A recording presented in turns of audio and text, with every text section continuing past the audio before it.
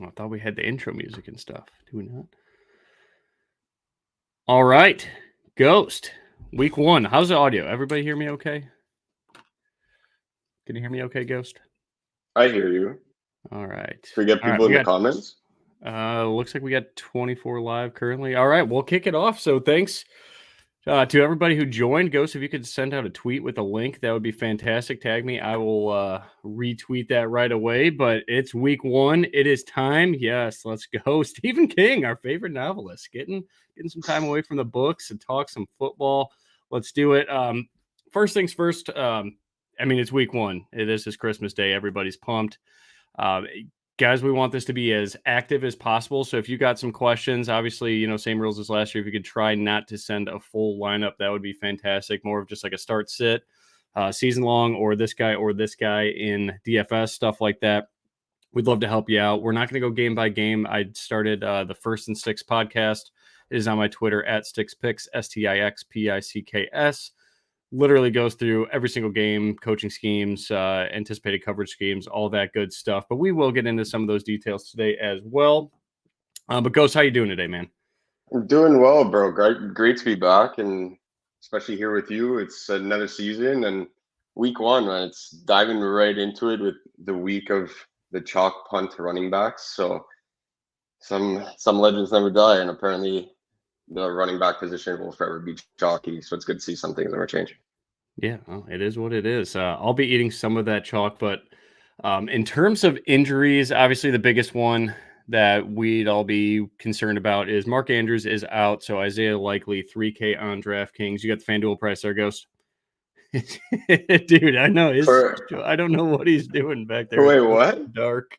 What's going on? Yeah, I know. So I had to test my setup because, as you guys know, like everyone was like, "Oh, great to see you back," as if I left, because I've gone like 0 dark 30.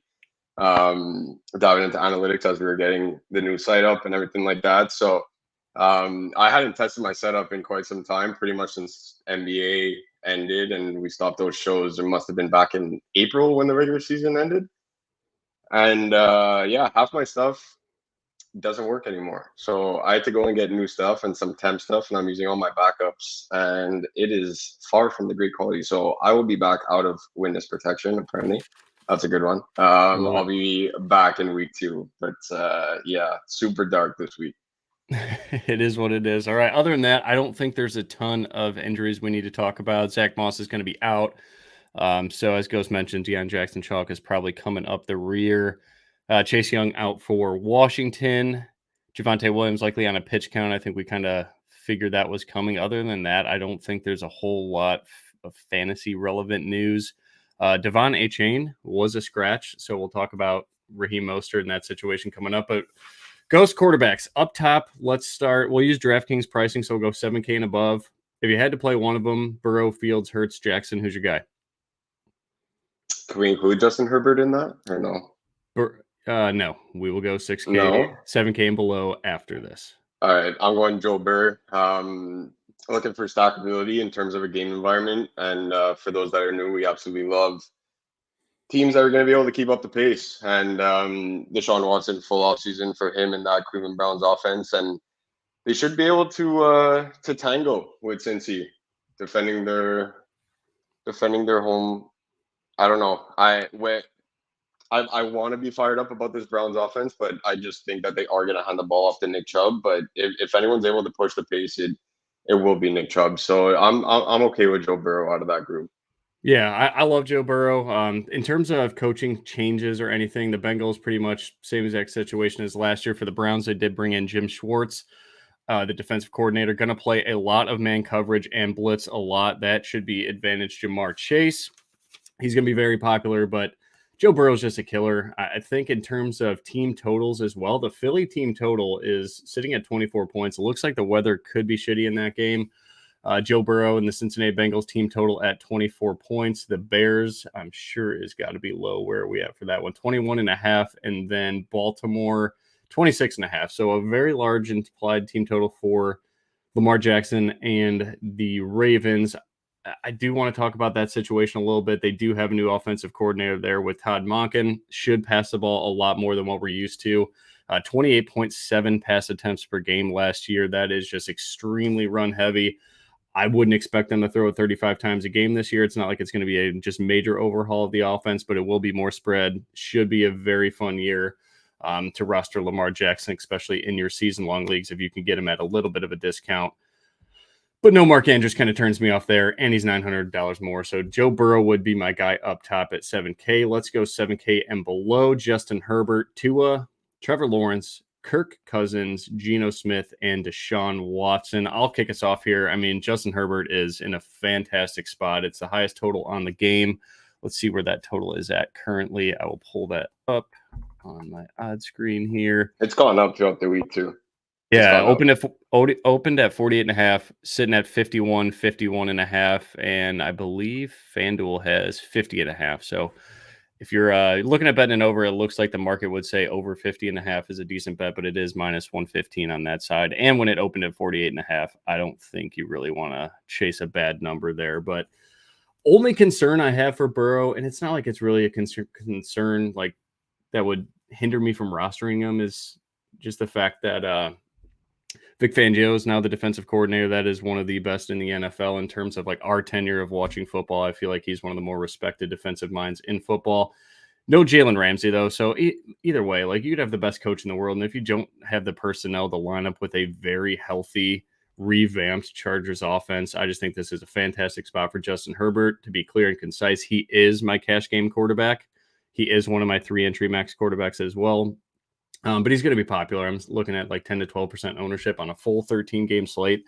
That's pretty high. So, you know, if you want to get different, Herbert's probably not the way to go, but you can stack that. I don't think anybody's going to game stack that game. I think they'll kind of just go Herbert and Keenan, Herbert and Mike Williams, run it back with Tyreek Hill, potentially Mostert in there too. But I think if you're going to play Herbert in a GPP, get 2 pass catchers in there because you know it's going to Keenan Allen. You know it's going to Mike Williams. You got any other thoughts on Justin Herbert?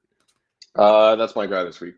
So that game is it's either my main stack or a mini stack in every single one of my lineups. So even Brian, I had to do it. The Expos hat, for those that have been here many years, the Expo hat has been retired and it's now bucket hat season. So many takedowns. But Justin Herbert's my guy this week. If he's not my quarterback, I surprisingly don't have a lot of Tua considering my love for this game, but it's a whole lot of Herbert and mini stacks everywhere that I'm not making this game my main stack. So we'll dive into some GPP games that I think are kind of being overlooked, but this one has to be at the top of my list. Every single lineup, it's either going to be Tyreek, Waddle, or Raheem Mostert with a absolute ton of Keenan Allen.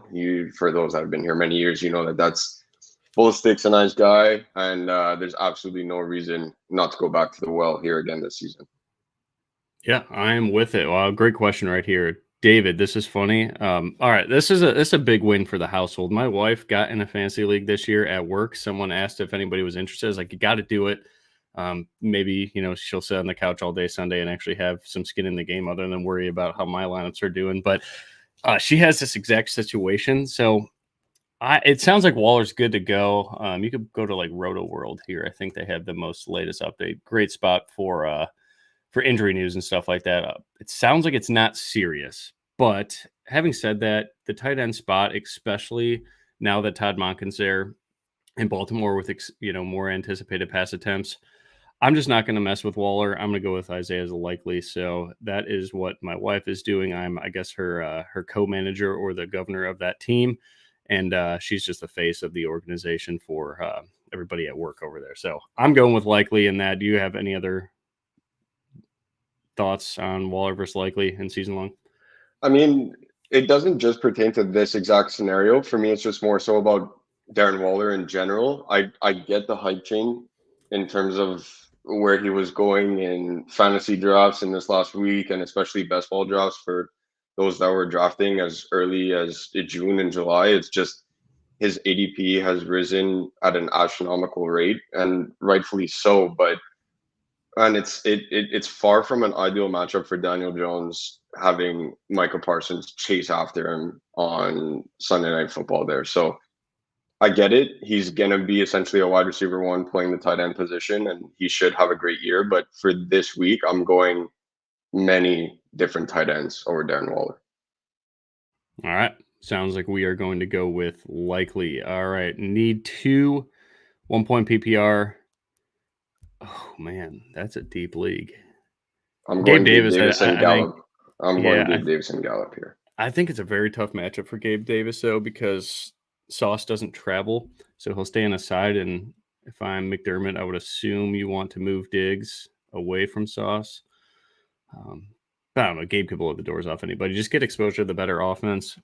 I kind of like Gallup. I don't know what to expect with Juju, especially with that weather getting weird. Oh, our first spam comment has entered the chat. Nice. That's good. I'm going to go Gallup and Gabe Davis. I love that league is that deep, though. That's a tough question to answer. So I love those ones. So if we got that giveaway, we got to talk about the giveaway in a minute here. All right, next question. Love the energy from everybody hopping in here.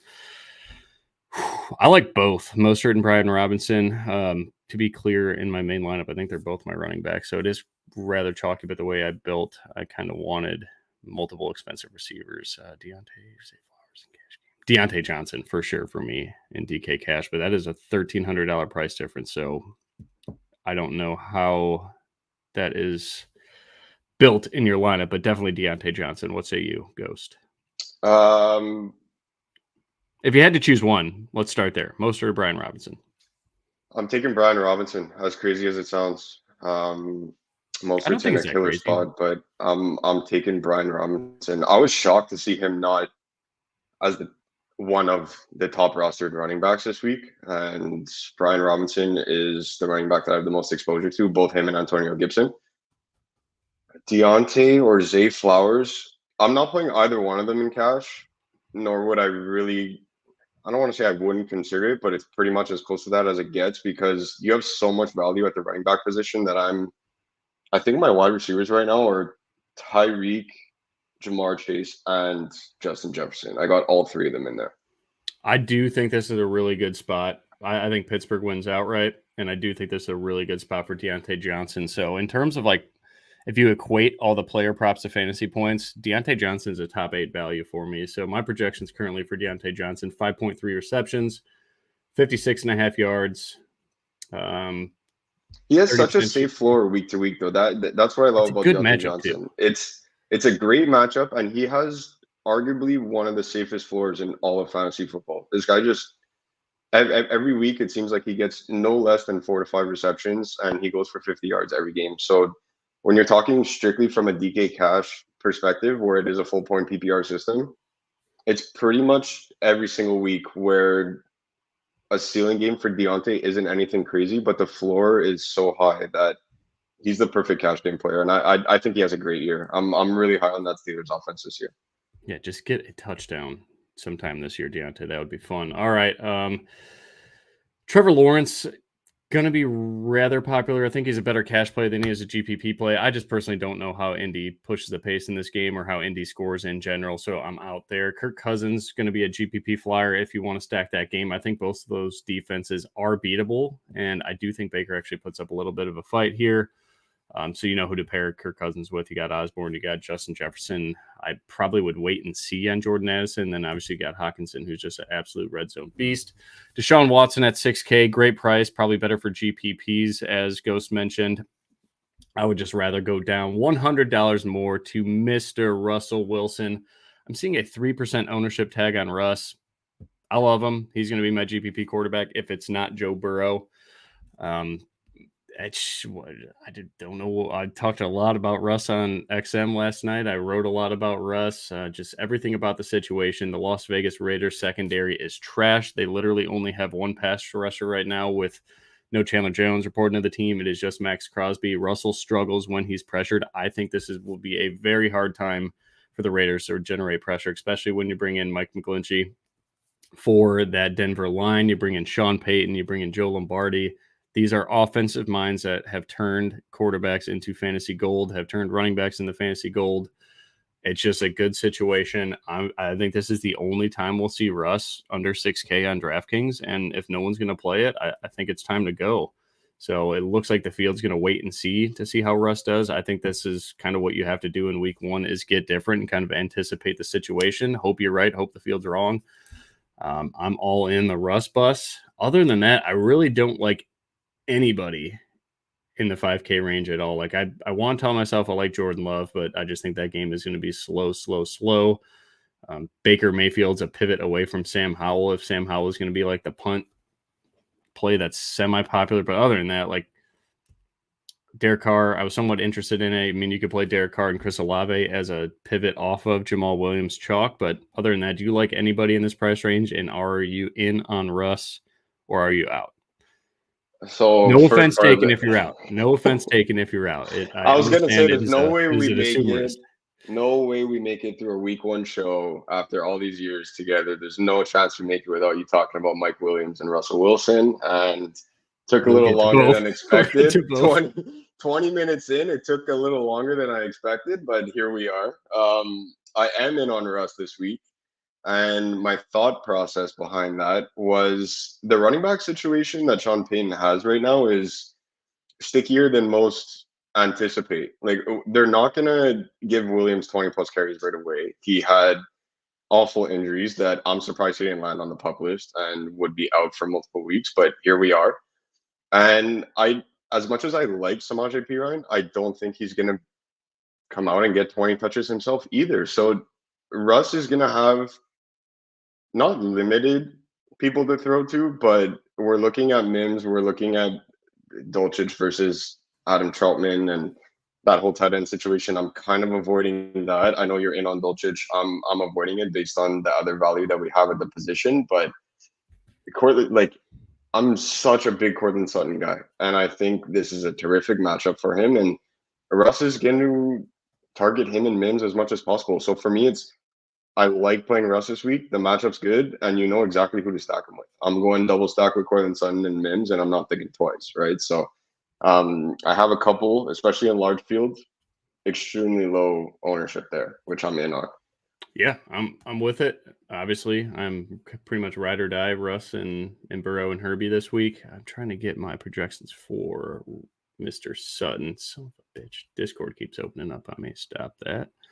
With the punt QBs you were talking about, I wasn't on Sam Howell. I'm really worried about the back and forth of that game. That's why I don't have. Yeah. If it was, I don't want to say any other matchup, because if he was playing San Fran or something, I probably wouldn't be playing Sam Howell. But if it was nearly any other matchup, I would absolutely love that Commanders offense. But I just don't see how Arizona puts up more than 7 points this week. So I'm out. It is a terrible football team. All right, that will seal us for quarterbacks. Well, let's start at the top at running back. So I believe the most expensive running back outside of Christian McCaffrey is Mr. Austin Eckler. What are your thoughts for Austin Eckler on FanDuel Cash? I'm going to be a pass. No, I'm out. That 6K range is absolutely loaded. Jackson's like 5,600, if I'm not mistaken. You have Ryan Robinson at 6.4. You have Raheem Mostert at 5.9. There's no reason to really leave that range, especially it's the same thing on FanDuel and DraftKings this week. Yeah, for cash games, that's where the ownership's going. I think you kind of just ride it and get different elsewhere. All right, Austin Hicks. Do I drop D-Hop at flex for Chris Godwin or Tyler Lockett? God damn, that is a good roster. If this is a great problem to have. Yeah, I'm still going with D-Hop, and then I mean, full point PPR. Give us a little more details. But what's your answer there, Ghost? I'm going Tyler Lockett. All right, I'm going Tyler Lockett. All right, there we go. No, I do not fear Bijan gets a Gibbs treatment. I think this guy's going to get 22, 25 touches. It is wheels up for Bijan Robinson. He is a special player. All right, need a flex. Midwest trashed. Jamie, I know this guy. Good picture. You look good there, Jamie.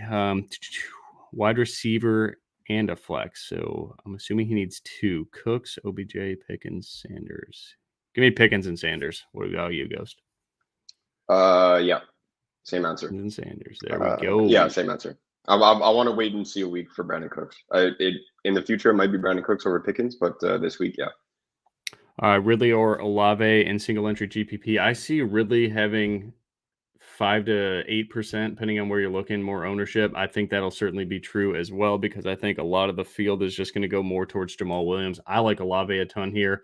I did write about his, I don't want to say struggles, but lack of sex appeal against zone coverage, but this is a new situation. So again, I don't want to just say what happened in 2022 is going to happen now because it is a new quarterback.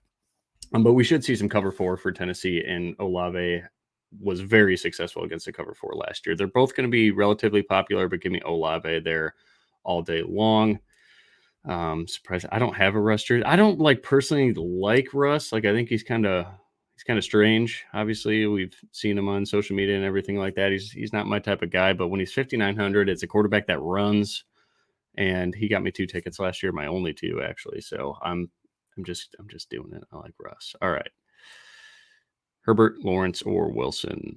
I don't know the pricing again. I don't play much on FanDuel, if ever. I'm gonna go Herbert though blindly. I'm just gonna double check pricing. I'm pretty sure I went Herbert. Yeah, I went Herbert. All right, there we go. Russ still strictly GPP. I think you could play him in cash. I know that sounds kind of crazy, but a guy's gonna rush for 20 yards and throw for 220, 230 as long as that weather stays relatively clear. Looks like a tiny chance of rain, but not anything I'm concerned about. Yeah, I think he's available in cash. It's just if he for only $1,000 more, you get Justin Herbert in a 52-point total game. I'd probably go to Herbert, but yes, you can play Rush in cash. Let me check the receiving prop on Cortland Sutton too. Where's that at?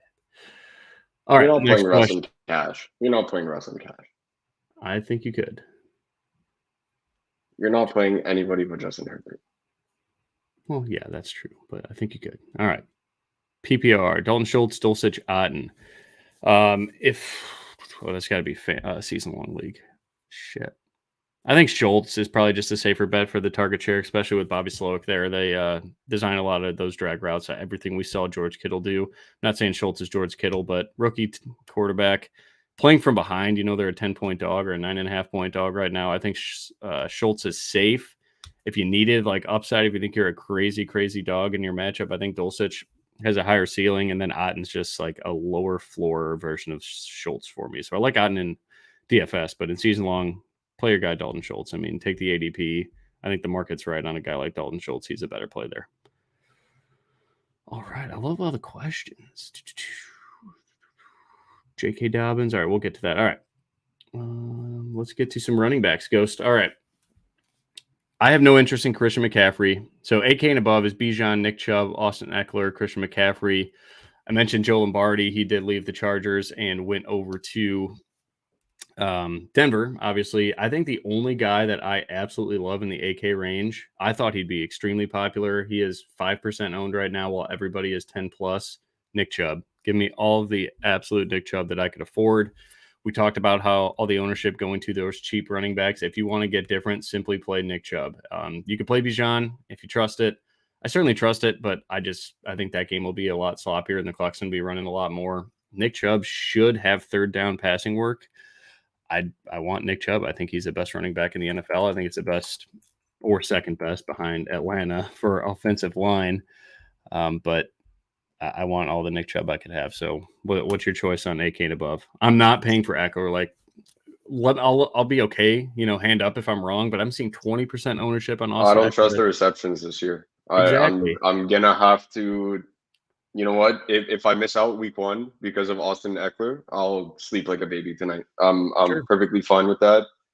I can't stomach the ownership there. I can't stomach the price.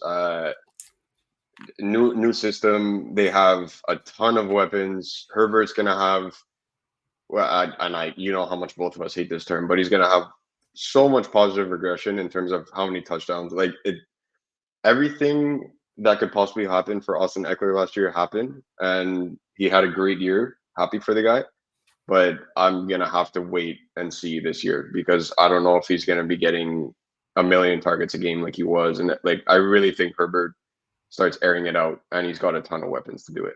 Yeah, that's what Kellen Moore did at Dallas. The 8 out for this team should go up a lot. Yeah, big time. I'm not saying Austin Eckler's a bad play by any means, but I'm not paying the price I would pay for him last year when we know he was getting a 20% target share damn near, if not higher some games. So Nick Chubb for me at 8K and above. 7K, I don't like anybody.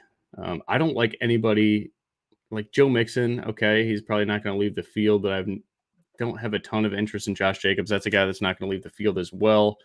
I just think that game gets forced them to throw a little bit more because I'm saying the Broncos offense kicks ass today. Joe Mixon's not going to leave the field. I like J.K. Dobbins, 1% owned, 6,600, probably better on FanDuel. But again, this is a different situation. Todd Monken's now there, so anybody that says J.K. Dobbins isn't going to catch passes, it's a different offense. If there's any week to play Dobbins, I think this is it. This is a home point 10 or a 10-point home favorite. That is a spot that the DFS community for years just jumps all over. It's going to be a running script. I don't understand why no one's playing J.K. Dobbins. I don't have a ton of them, but, again, it's that mindset of the recency bias. No one thinks that J.K. Dobbins is going to catch passes. New offensive coordinator. Wouldn't surprise me if J.K. Dobbins had 3 or 4 catches. See what his player prop is. Maybe that is going to be a live play.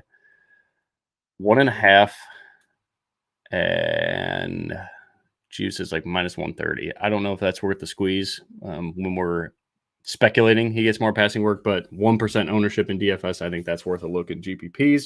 Alexander Madison, I think, is fine for cash. I did not anticipate his ownership going that high. Probably one the field gravitates to a lot, and 6,500 is a really good price. In the 6K range, who do you like? So Kenneth Walker and above. I'm not really interested in Walker. If I do, I'll play him in cash, but he is not in my cash lineup at the time. I guess Aaron Jones. I like Aaron Jones with no Christian Watson. Guy's going to play some slot receiver. I'll throw a name out there towards the end that you haven't mentioned yet, and it's going to be really gross, and I already know King you're going to Henry? hate it, but no. King Henry? No. Only after Thanksgiving, we'll talk. But I have so much Joe Mixon everywhere. Drafting, best ball, week 1. He's not going to leave the field. And I don't want to say they're going to be cautious with Joe Burrow, because if he wasn't ready, he wouldn't be playing. But there's absolutely no reason for a team with Super Bowl or bust aspirations for him to go out there and throw the ball 50 times to win a week 1 game. So I don't even think he needs to do that for them to win this game. But Joe Mixon is going to be heavily utilized today, and I absolutely love that. I'm in on Dobbins with you. I have pretty much the same rationale behind that. I wouldn't be surprised if I see Gus Bus enter to vulture a touchdown away, especially when they're up by like 28. But at the same time, you can't predict things like that. So I am in on Dobbins. And the guy that I'm going to throw out there that I don't want to say nobody's going to play, but it's more than likely that very few people end up playing him, and that's Cam Akers. No Cooper Kupp. They're going to have to control the pace of that game, and there's nobody behind him this year. So there's no signing of veteran running backs. Everything this is the year for Cam Akers. If not, he's going to be looking for a job next year. So I think week 1 he's going to end up getting 20 touches, and at 6,200 on DraftKings, catching a couple passes from Matt Stafford with no Cooper Kupp. He probably knows all of 3 people that's lining up with him on offense, so Stafford's going to rely on him a ton, and I like him and Tyler Higbee this week. I hate Akers. I think we're going to see some Kyrie I know. Williams, but I already knew you wouldn't like it, but the yeah. volume that's there at 62, when I'm looking at this, and you're looking at people like Madison is going to be heavily rostered, and I'm out. James Conner is going to be down by 21 points in no time. Aaron Jones, it's more so the game environment that's just, I feel like it's going to be beyond slow, and he's going to catch a ton of passes, but it's just way too slow for me. And I do think AJ Dillon has a pretty good year this year in terms of carrying the ball into the end zone. So I'm going to be out there. I don't want to play Najee against San Fran's run defense. Man, Cam Akers is just out there on an island. Nobody's going to play him. And in large field tournaments, he doesn't alter your build all that much. It's really not that hard to get to him. Respect. All right. 5K range. I think where most of the field is living. Dameon Pierce, I think, is interesting for GPPs, but no Titus Howard on that offensive line. I think I'll pass. Javonte Williams, I have absolutely no interest in right now. I think this is going to be a great situation to monitor as he gets healthier. They did activate Jaleel McLaughlin, and obviously Samaje Perine there. not messing with it when guys like Miles Sanders, who's going to get 18 touches, is right behind him for way less ownership. Rashad White, probably a guy that gets 15 to 18 touches, is cheaper. Raheem Mostert is now going to be extremely popular. We're probably looking at 20 to 30% owned. I think you just lock him in cash. You can play him in GPPs as well if you want to. It's just cheap exposure to a very high total game against a defense historically you could run all over. So we'll see how that Chargers defense is. Not in on Swift. Khalil Herbert, probably not for me. Don't really have interest in Antonio Gibson. I'm excited to watch what they do with Eric Bieniemy and how they split the passing down work with Brian Robinson Jr. and Antonio Gibson. I project it to be very similar to Kansas City once Pacheco kind of got his role last year. I think Pacheco will probably run, anywhere from 8 to 12 routes a game. Gibson obviously gets the majority of those routes, but Brian Robinson does have standalone pass catching value because Bieniemy won't just bring Antonio Gibson out every single time they want to run a screen pass. That'd obviously be a dead giveaway. Brian Robinson will run some routes, no doubt. AJ Dillon. I like AJ Dillon in the afternoon only slate just to kind of get away from some of this chalk, to get away from Jamal Williams, who we'll talk about in a second, to get away from Brian Robinson. Obviously, you're still going to have to fade or play Raheem Mostert on the afternoon only slate, but I do have a lineup with Dillon. Here's my RB2 on the afternoon only slate. But Jamal Williams, are we going to get Taysom this week? I'm not going to play him in a main GPP. I'm going to go to Olave instead, kind of leverage that passing game over the chalk Jamal Williams. Did a pretty interesting breakdown about Jamal Williams' success last year in the fantasy aspect on the First and Six podcast. So check that out if you're interested in learning more about kind of the incredible positive variance that he had inside the green zone last year. I think it's fine. You just take it. You eat it in cash. I think Mostert and Jamal Williams will be in my cash lineup. But I don't know. I don't know what to expect. I would assume he runs a lot of routes. There's literally no one behind him. Let's see what his pass catching prop went to. It opened at plus 105, 1.5 catches. I should have jumped all over that, and I didn't. I can't find any props on that at the moment, so not on my data poll at the moment. But what do you think about Jamal Williams? And are we going to get Taysom? I'm completely out. I know I'm playing him in cash. I'm not even playing him in cash. I'm not. And you have to get different in 1 to 2 spots max in cash to kind of jump those lineup chains. And for me, that was the first spot. I'm not attacking Mike Vrabel unless it's through the air. And I don't like it at all. Taysom's going to come in, and I do think, to answer that part of your question, yeah, it's going to happen. All right. So, yeah, I can't definitely see it. Definitely a fade for me in GPPs, and your fade across the board, it sounds like. Brian Robinson Jr., 5,100 on DraftKings, outscores Williams at 5,100 on DraftKings. Price for price, Brian Robinson Jr. outscores Williams. Yeah, my projections are close, but definitely in favor of Brian Robinson. Like I said, it's a good time to pivot away from Jamal and go to Brian Robinson in hopes that, Bieniemy uses Brian Robinson a little bit like he used Pacheco at the end of the year to run some routes. Obviously, we know he's going to get 14, 15 carries and significant red zone upside, touchdown upside, I should say. But we'll see what happens there. Below 5K, absolutely nobody, right? I don't think I even want to talk about Deion Jackson. Do you have any interest in Deion Jackson at 4,100? Ownership's not crazy. So I had him in cash. I had him in cash originally just because at 4,100, you look at that 2x floor, like 8 points for somebody that has virtually no competition for touches. I don't know. It's for me. Is the touchdown equity there? Absolutely not. Are you looking to get 5x 20 points from a guy like that? Absolutely not. You got to temper expectations if you're playing him this week, but he just opens up the world for the rest of your lineup.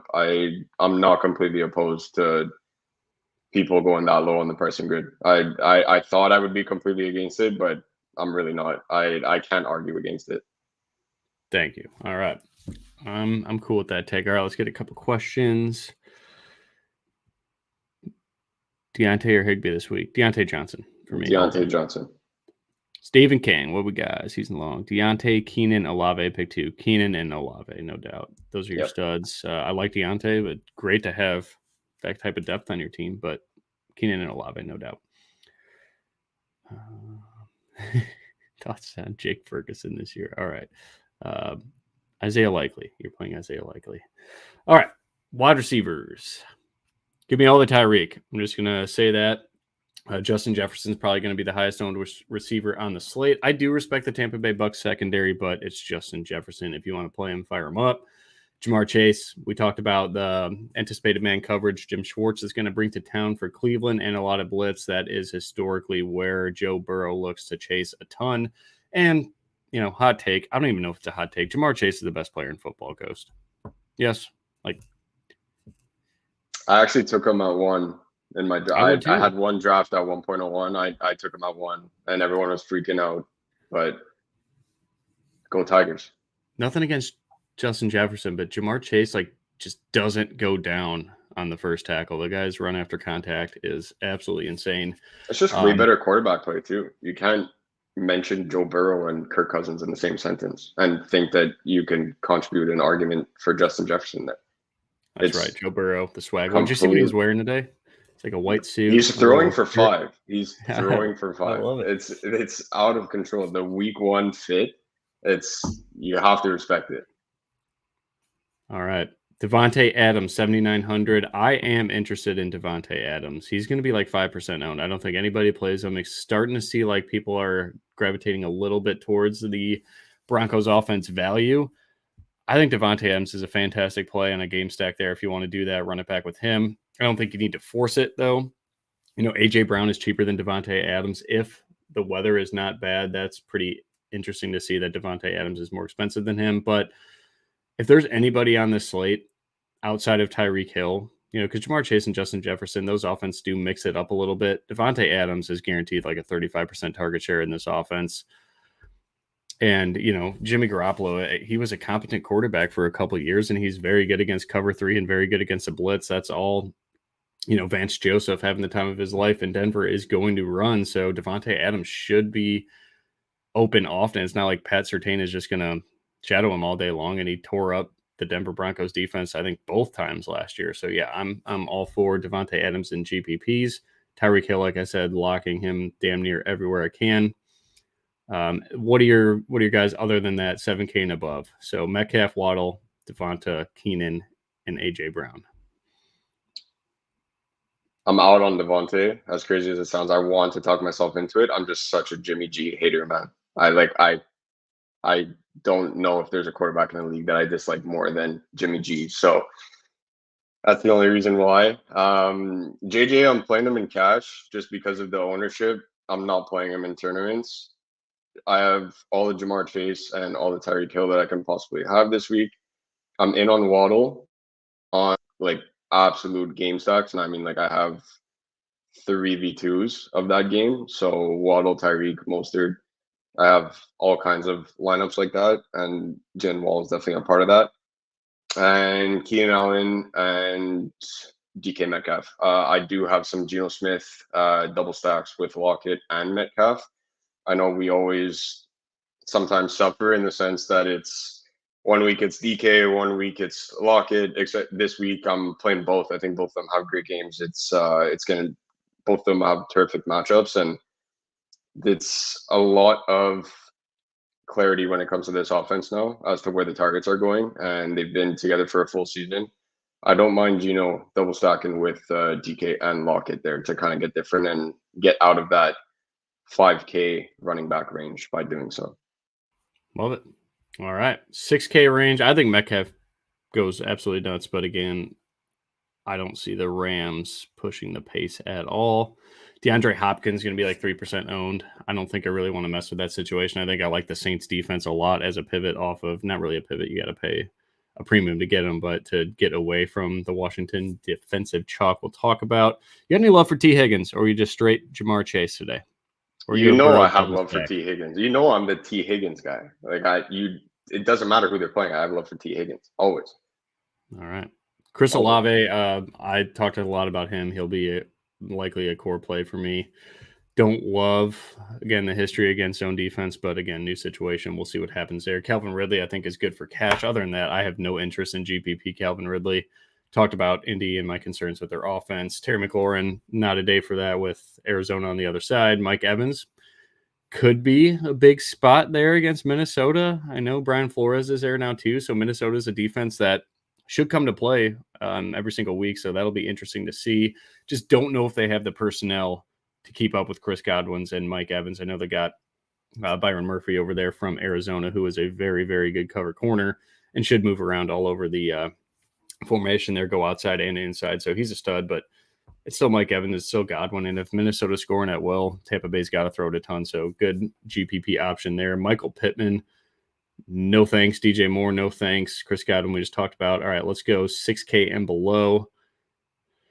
Amari Cooper. You like Amari Cooper? 3,800? I do. I have. I don't have any Deshaun Watson lineups, which I thought I would, but Amari Cooper is one of the run back options that I used in my Joe Burrow large field. So I double stacked with T. Higgins and Jamar Chase, or Jamar Chase and Joe Mixon with Burrow. Then I ran it back with Amari Cooper. Throw Chubb in there. I tried to do it. It's just I did. It's just really tough. It's so tough. And then you end up landing on so many chalk. You land on Elijah Moore as a run back. Like DraftKings you to play this dude. Yeah. And I want to go. If I'm game stacking that, I want Amari Cooper and I want Nick Chubb, and I'm going to find a way. Yeah. Does that mean I have to play Deion Jackson? And that scares the shit out of me. Yeah, that's the only thing. So yeah, if you're game stacking that game, I would say don't take that DraftKings just forcing you to take this value of Elijah Moore. Like Amari Cooper is still Deshaun Watson's guy, and Amari Cooper, he's going to be very active, man. The Bengals are going to run a lot of cover 3, a lot of cover 1. That is advantage Amari Cooper in both of those coverages, and then a little bit of David Njoku. I just don't really see any coverage scheme to where Elijah Moore gets 6+ targets. Maybe you don't need that at 3,800, but when I'm playing receivers, if I'm game stacking, I want the top dogs in that game. That is Nick Chubb, that is Amari Cooper, that is Jamar Chase, Joe Burrow, and potentially T. Higgins if you can get that double stack to work. Good luck with that pricing, but that is certainly a way to get. I'm still trying to figure it out. I'm gonna do it. Because my Burrow lineup does have Elijah Moore, and it's like you just look like such a fucking donkey doing that. Pardon my language, but it's like that. The pricing is just like forcing you to do that. So if anybody's interested in Joe Burrow, like cool, you're probably different just by playing him, but you're not getting different by using Elijah Moore as the bring back. So I'm gonna be out on that. I got to find a way to make it happen. Deebo Samuel, 5,500, very interesting price. I'm just going to be 100% out on this San Francisco offense as a whole. I kind of want to see what Brock Purdy's elbow looks like. Also, Pittsburgh's defense is 100% healthy. Brought in some more players as well. TJ Watt's just going to wreak hell. I mean, San Francisco's line is not what it used to be. McGlinchey's gone. We talked about that with him going to Denver. I have no interest in anybody for San Fran. I know I did write up Ayuk at 4,900, but after further review, I think I'd probably just bail unless you had to play an upside receiver in the 4K range. Rashad Bateman, so David brought it up. I don't know, man. I mean, I think Odell's going to play too. It sounds like he's good to go. Zay Flowers, obviously a stud that we want to watch. He'll play most of the slot snaps. So the X is going to be Bateman. So it should be, like on paper, it makes a lot of sense that the X wide receiver for a spread offense with a stud quarterback should be a great spot. I just don't know if Houston's going to push the whole pace a lot, but at 5,300, maybe you don't need a very fast-paced game or a back-and-forth game because Bateman could go for, 80 and a score, 5 or 6 catches. So I think for me, for Bateman, I was really looking at player props and seeing if I had a perceived edge there. I'll give you my projection for Bateman, but with all due respect, it was tough for me to project that whole situation. But I got him for 3.6 catches, 44 yards, and the highest red zone probability on that offense outside of Isaiah Likely. So those are my thoughts on Bateman. It's just tough. I think the way that I handled that makes him a fantastic GPP play, David. If you're thinking about that, fire him up, man. So who's the best wide receiver GPP play if I have over 9K? DraftKings or FanDuel? I mean, you have over 9K left. Rebuild a little bit and get some of that salary going. But I think Tyreek's the best play on the board.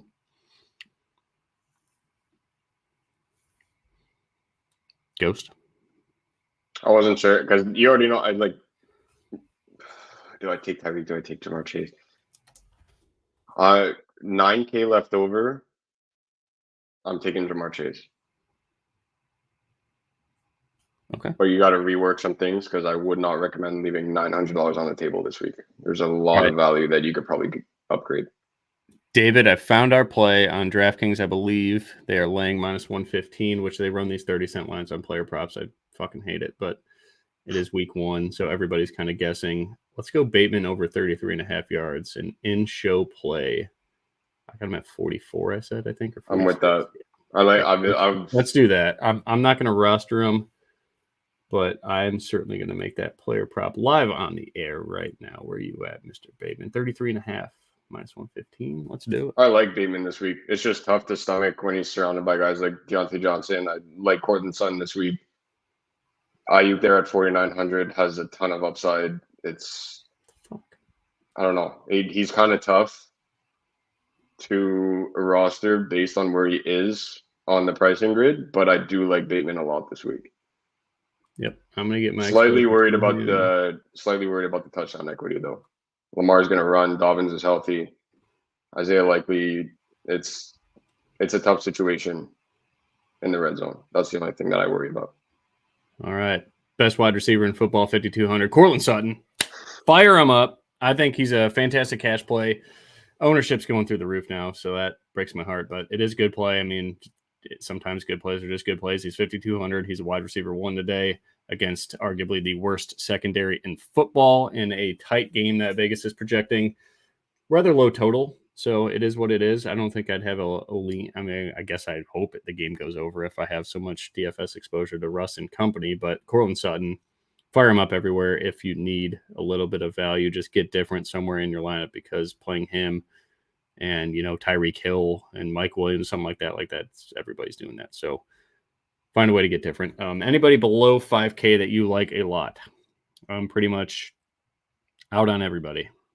I guess if I had to choose one of those punts, I think I would choose Jaden Reed over Marvin Mims, but Marvin Mims has some big upside. I don't mind Dotson at 5K. A lot easier to stomach that than it is the 6,000+ for Terry McLaurin. Other than that, I don't think I have much exposure to that range at all. It's mostly the 3K punts. I am playing Reed over Mims. Mims is crazy high. I'm seeing 15% on DraftKings. Yeah. So in cash, if you're going down that low, play Mims. Yeah. And would not surprise me if Mingo has a good week 1 debut. Would not surprise me. I have no interest in that whole offense. I think they're going to get their ass kicked, and Bryce Young's going to be running for his life. But that is just my take. I could be wrong. He has, I don't want to say no weapons, but there's a lot of health concerns there, and he's shown some chemistry with Mingo. When you're talking about 3K wide receivers, it's not the way that I approach it. At least it's not about how many points they put up. It's just more so the fact that they need to outscore the 3K wide receiver that you didn't play. So for me, the only reason why you would be entertaining Mingo is because you're talking about Reed versus Mims versus Mingo. It's a conversation to be had when you're building your lineups that way. And for me, Mingo does warrant a mention in that conversation when we're talking about Marvin Mims and Jaden Reed. All right. Tight ends. Honestly, I'm just going to play a ton of likely in GPPs. I'd maybe give Dulcich a look in large field. Njoku Chalk, you guys can have that. I think, again, everybody's trying to find a Cleveland bring back on those Cincinnati stacks. And to me, it's just Amari Cooper all day long. Yeah, but Isaiah Likely, 3K, it's too much value. Lock him in cash. And I'm probably going to play him in GPPs too. I'm just going to be a donkey with it and take it because I think it's a fantastic situation. And it is what it is. Sometimes it's just good value and the salary relief is there. Any other tight ends that you like a lot? Gerald Everett. Gerald Everett's in a good spot. I did take Parham to score a touchdown at plus 750. I also have Austin Hooper to score a touchdown. I would not recommend betting touchdown props, but it's just an edge that I had in my numbers. I do think Austin Hooper runs a ton of routes today for the Raiders. So maybe like afternoon only is where you get off of Isaiah Likely. Obviously, you'd have to. And maybe you can get different with a guy like Austin Hooper. in the afternoon slate. If you want to get disgusting with it, that's would probably be my guy to recommend. I don't think we see a lot of Michael Mayer today just due to the blocking immaturity, if you want to call it that. I think he'll certainly be their guy, but Hooper's going to run some routes today. So I don't have the balls to play him on the main slate like I thought I would. Andrew's not playing just kind of ruined everything for me because I was firing up Dulcich everywhere. I was going to play some Hooper. But now if I'm getting different at tight end, I'm just going to play the afternoon only slate to get exposure to guys that I really enjoyed prior to Mark Andrews getting out. I like that. All right. Defense. You guys know the good defenses. Everybody's going to play the Commanders. Lock them in cash. I wrote about it. It's just very tough to find a guarantee 3x value in DFS, like to where that's got to be one of the safest 3x values we've seen in some time. Like they are going to score 9 or 10 points against Arizona. On the flip side, do we get pick six type of defense out of the Commanders when Arizona's probably not going to throw the ball a whole lot with Josh Dobbs? He doesn't really turn it over a ton either in his up and down, I guess, down and down career, if you want to call it that. But the guy's, survived in the NFL for a long time, getting paid. Good for him. No knock on Josh Dobbs, but this offense is just absolutely brutal. So I don't see this being a game with a lot of clock and a lot of passing for Arizona to make a bunch of mistakes. I just think they get their ass kicked quickly and get out of Dodge and keep hoping Caleb Williams leaves college early to go play for him. I don't know what their whole situation is, or maybe Marvin Harrison Jr. I don't know, but pivot off them. I don't mind the Packers. Again, I think that game is rather slow pace and running clock a lot too, but Justin Fields is certainly not a proven passer, can definitely throw some interceptions or fumble the ball with how much he runs. I think the Steelers D at 1% is by far the best tournament. Like if you're not just saying, all right, I'm taking the Commanders, eating it, if you want to get different, I think the Steelers would be my guys. I mean, we have no idea what Brock Purdy's elbow looks like. I don't think Brock Purdy's a killer to begin with. Offensive line, we talked about that being a little bit depleted. The Steelers bring hell on people, and the Steelers are at home. The Steelers get a fumble recovery for 6. The Steelers defense scores a touchdown today, no doubt. That will be my defensive lock of the day. I'll just throw 2 more out there that you didn't mention. Not towards the complete top of the pricing grid, but similarly to what you were saying with the Steelers, I don't mind the Seahawks. It kind of, I don't even want to say hedges because I don't really feel the need to hedge this, but in the few, very, very few, we're talking like 1 or 2 lineups that I have in million maker style tournaments with Geno Smith, Matt Stafford, Cam Akers, DK Lockett, all the guys that we were talking about. In non-lineups like that, $3,300 Seahawks defense, I'm not opposed. And at the complete bottom of the grid, you talked about pick six upside and turnovers when you were talking about the Packers and a few others. I don't mind the Bucks at 2,200. That running back situation is far from ideal. No disrespect to Madison, but it's not prime Dalvin Cook. They got JJ. You have Jordan Addison making his debut. I have a lot of respect for TJ Hawkinson, but I do not have a lot of respect for Kirk Cousins. So $2,200, you could do a lot worse than Tampa Bay defense. Yeah, it's Kirk. He's always prone to throwing picks and stuff. But I was just so impressed with their game plan against the Packers last year in week 1. Obviously, the Packers had no game plan, and Christian Watson dropped a wide open touchdown on their first drive, and all hell broke loose after that. But I did look into the Bucks. I still respect that defense a little bit. It's Todd Bowles. He's a defensive-minded guy. I don't think I'll personally go that low. I think it's going to be Commanders, Packers, and Steelers for me, and potentially the Saints if I could afford them.